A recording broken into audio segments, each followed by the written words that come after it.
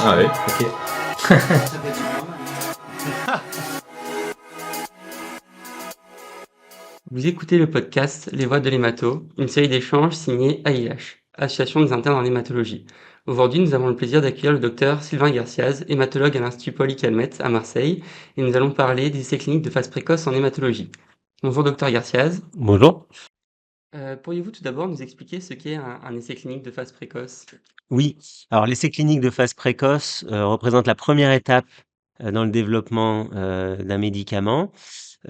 Il suit les étapes d'essais précliniques et commence en général par un essai de première administration chez l'homme. L'objectif de cet essai est d'évaluer la safety, donc la sécurité d'emploi du médicament.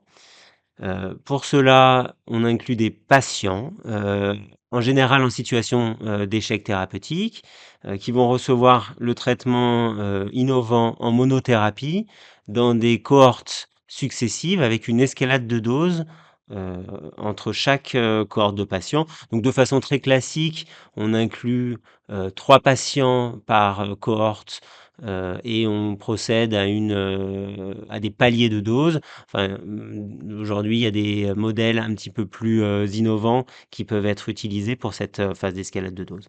Donc, au total, cet essai clinique inclura entre 15 et 30 patients environ et sera succédé par une phase 1A, une phase 1B avec une cohorte d'expansion qui vise à affiner la sélection de la dose pour la phase 2, donc de retrouver également des signaux de mauvaise tolérance dans cette phase 1B.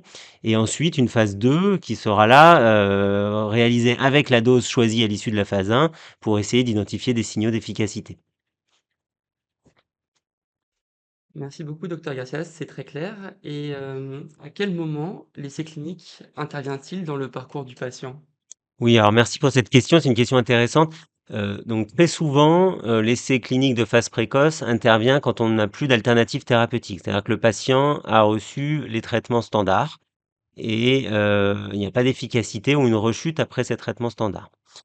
C'est la situation la plus fréquente, mais de plus en plus, on utilise des thérapies innovantes en phase initiale, donc en première ligne, pour les maladies avec des critères de mauvais pronostic, donc les maladies de haut risque.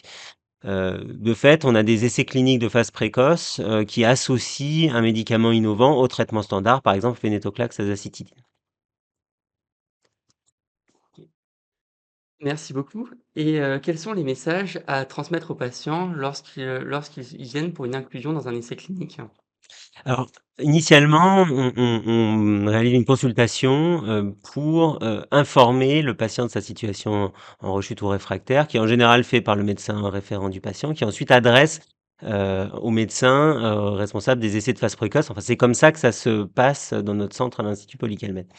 Donc le médecin qui s'occupe de l'essai clinique de phase précoce va informer de la situation médicale du patient et lui donner la possibilité, enfin lui expliquer la possibilité d'entrer dans une étude. Donc c'est la première consultation qui est en fait la consultation initiale. Ensuite, le patient a besoin d'un temps de réflexion pour mesurer le bénéfice et les contraintes liées à la participation à cette étude. Parce que comme je vous l'ai dit, ce sont des situations souvent de maladies en échec ou de maladies réfractaires et les doses utilisées et l'objectif de l'étude est en fait de déterminer la sécurité d'emploi du médicament. Donc l'efficacité n'est pas l'objectif principal de l'étude. Donc une fois que le patient a décidé d'entrer dans cette démarche, une consultation d'inclusion est réalisée où on signe le consentement ensemble, et ce qui peut donner le point de départ pour le bilan de faisabilité, qui est le bilan de screening, qui se réalise en général enfin qui dure en général entre une semaine et 15 jours avant de pouvoir commencer le traitement. Donc les messages importants à donner sont: un, c'est de la recherche, c'est-à-dire que l'objectif de l'essai clinique est de mieux connaître le médicament. Mais ça peut, dans certains cas, avoir un bénéfice direct pour le patient, avec des situations de diminution de blast ou de réponse qui sont observées, même si c'est une situation rare. Et la plupart du temps, il n'y aura pas d'efficacité du médicament. Donc l'objectif, il est, de participer à la recherche. Ça peut avoir un bénéfice pour, la collectivité, pour, faire avancer la recherche. Le bénéfice individuel est, en général modéré, mais il est contrebalancé par, un accroissement de la surveillance, des consultations répétées et une prise en charge, du patient qui est assez, resserrée, du moins dans les premières semaines du traitement.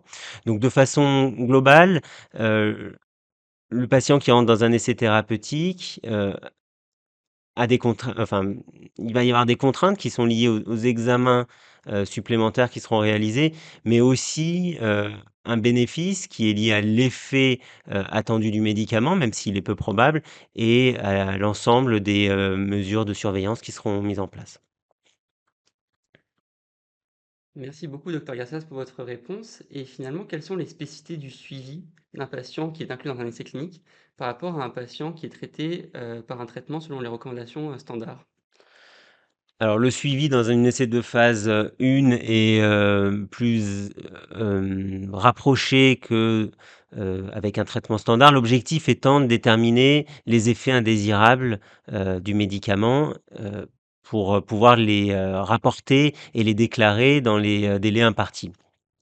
Afin que toute la communauté, et l'ensemble des investigateurs qui participent à l'étude soient informés, des effets indésirables, notamment des effets indésirables sévères pouvant conduire, à un risque, pour le patient.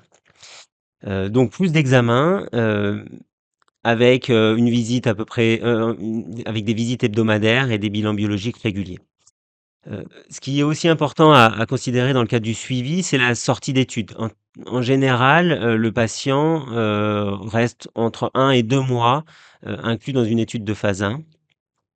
Heu et ensuite, le traitement, reprend, enfin, ensuite le patient poursuit son traitement dans le cadre du soin standard. Très souvent, le patient est déclaré en soins palliatifs, à ce moment-là. Alors nous, ce qu'on essaye de faire à l'Institut Paoli-Calmettes, c'est d'anticiper cette sortie d'études pour parler des soins palliatifs de façon assez précoce aux patients inclus dans une, étude de phase précoce, surtout quand c'est des situations de maladie en rechute ou réfractaire, pour que la sortie d'études ne soit pas vécue comme, quelque chose de brutal et que les soins palliatifs soient déclenchés au tout dernier moment. Merci beaucoup, c'est très clair. Et donc, en ce qui concerne l'espoir qu'on peut avoir vis-à-vis de ces traitements, est-ce qu'il y a eu quelques exemples de molécules prometteuses ces dernières années? Alors oui, il y a des molécules, très prometteuses, surtout les inhibiteurs de ménine. Là, je pense depuis, 2 ans environ, on voit des résultats impressionnants dans des situations de maladie en échec, soit, suite à un traitement standard de chimiothérapie, soit de dasavenetoclax.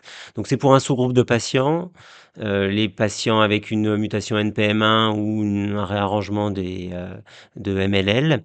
Mais c'est quand même un sous-groupe de patients important pour lequel jusque-là, on n'avait pas d'option. On a vu des patients en situation d'échec, pouvoir, être allogreffés. On a vu aussi des patients en situation de rechute moléculaire, être mis en rémission complète, moléculaire avec ce type de traitement. Et ces traitements, sont donnés soit en monothérapie, soit dans certaines situations en combinaison avec des traitements standards en première ligne. Donc là, il y a tout un champ, de recherche qui est en cours et qui est très prometteur pour l'avenir. Également des immunothérapies innovantes, donc beaucoup de tentatives, soit des anticorps, des checkpoint inhibiteurs, des trispécifiques, des CAR T-cells. Pour l'instant, pas de phase 2, c'est-à-dire pas d'étude qui, franchit la phase 1 et étudiée, dans une étude plus vaste, mais on espère que ce sera pour les mois ou pour les années à venir.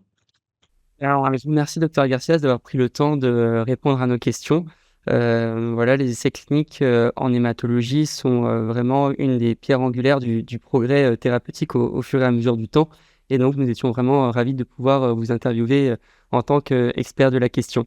Merci, à tous ceux qui ont écouté ce podcast et à très bientôt. Les voix de l'hémato, des histoires d'internes qui s'écoutent en externe, série podcast réalisée par Canopée Associés.